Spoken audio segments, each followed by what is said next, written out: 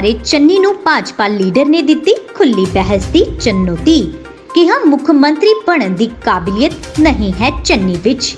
मुख्यमंत्री चरणजीत सिंह चन्नी ਵੱਲੋਂ विधान सभा विच कहा गया सी कि अकालियां दी गद्दारी कारण आरएसएस ਅਤੇ भाजपा पंजाब विच दाखल हुई ਅਤੇ आरएसएस ਨੂੰ पंजाब ਦਾ ਸਭ ਤੋਂ ਵੱਡਾ ਦੁਸ਼ਮਣ कहा गया सी, जिस ते भाजपा के जिला प्रधान परमिंदर सिंह गिल ने मुख्यमंत्री नूं आरएसएस बारे खुली बहस की चुनौती दिंदे हुए सलाह दी कि किसी बारे बोलण तो पहला तथ्यां ते सबूतां ते नजर जरूर मार लैनी चाहिए है।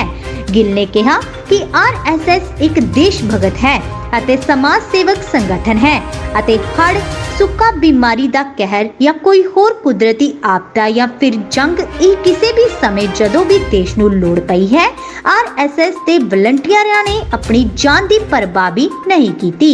परमिंदर गिल ने कहा कि भाजपा करके ही अज चरणजीत सिंह चन्नी मुख्यमंत्री हैं, क्योंकि भाजपा नहीं इस तरह का माहौल बनया सी कि मुख्यमंत्री चेहरा दलित होवेगा। उन्होंने कहा कि पर चरणजीत सिंह चन्नी मुख्यमंत्री बनन दे योग नहीं हैं। उन्होंने इस तरह का बयान दे के इस साबित कर दिता है। देखो वीर जी, तुसी एक कहावत सुनी होएगी कि अन्ने दे पैरां हेठां बटेरा ना। सो बटेर आ गया उन्होंने पैरां हेठां। मुख मंत्री दे पद दे काबिल नहीं सी चन्नी साहब और उन्होंने लाटरी निकल गई है।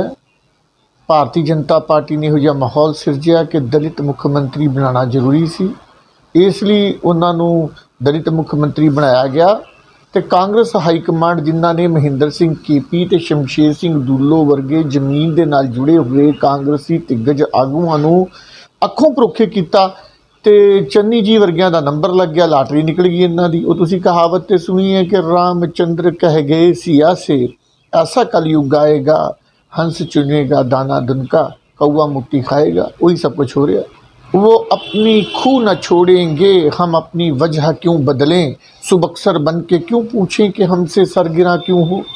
जी गल इस तरह है कि उन्होंने एक अपनी आदत बन चुकी है, वो अपनी आदत तो बाज नहीं आएंगे, साढ़े ते दर्द इल्ज़ाम लगाते रहेंगे।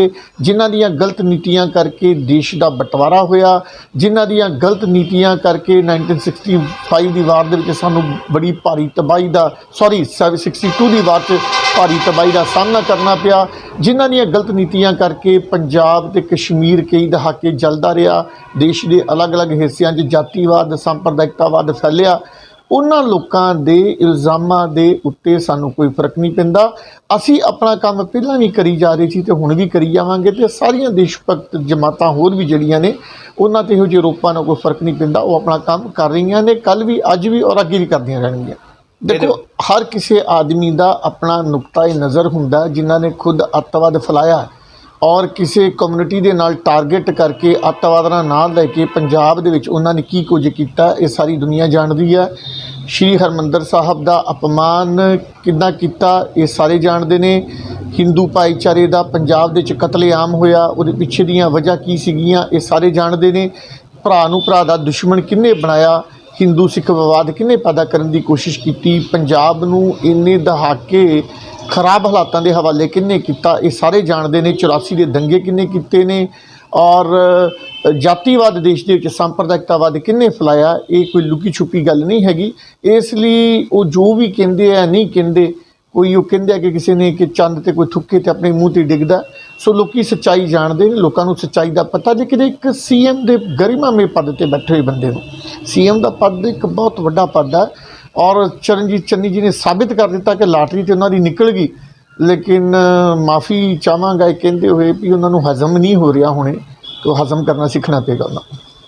देखो मैं एको ही गल करदा कि जिनके खुद के घर शीशे के हों वो दूसरों के घरों को पत्थर नहीं मारते। अपना आप पहला देखो और जे तुहाडे कोई साक्ष्य है, कोई सबूत है, कोई तत्थ है तो उहदे आधार पर गल करो। असीं तो यही देखा जो कुछ पिछले समय सेवा के कार्य हुए ने, ब्लड डोनेशन कैंप हुए ने।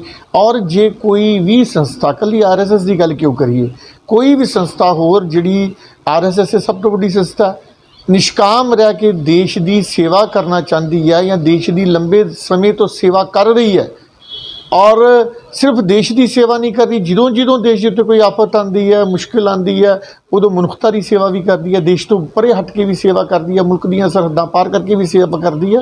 ਤੇ ਹਰ ਕਿਸੇ ਨੂੰ ਆਪਣੀ ਗੱਲ ਰੱਖਣ ਦਾ, ਆਪਣੇ ਦੇਸ਼ ਦੇ, ਆਪਣੇ ਧਰਮ ਦੇ, ਆਪਣੇ ਸਮਾਜ ਦੇ ਉਥਾਨ ਦੇ ਲਈ ਪ੍ਰਯਤਨ ਕਰਨ ਦਾ ਹੱਕ ਹੈਗਾ। ਤੇ ਇਹ ਕੋਈ ਨਵੀਂ ਗੱਲ ਨਹੀਂ, ਸਾਰੇ ਕਰ ਰਹੇ ਨੇ।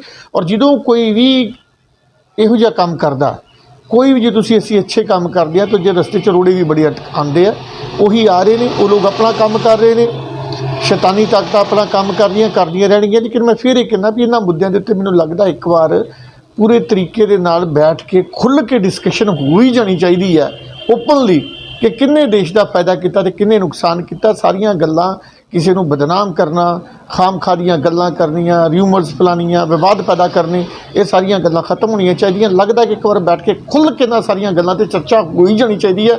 ਇਹਨਾਂ ਲੋਕਾਂ ਦਾ ਬੇਨਕਾਬ ਹੋਣਾ ਬਹੁਤ ਜ਼ਰੂਰੀ ਹੈ।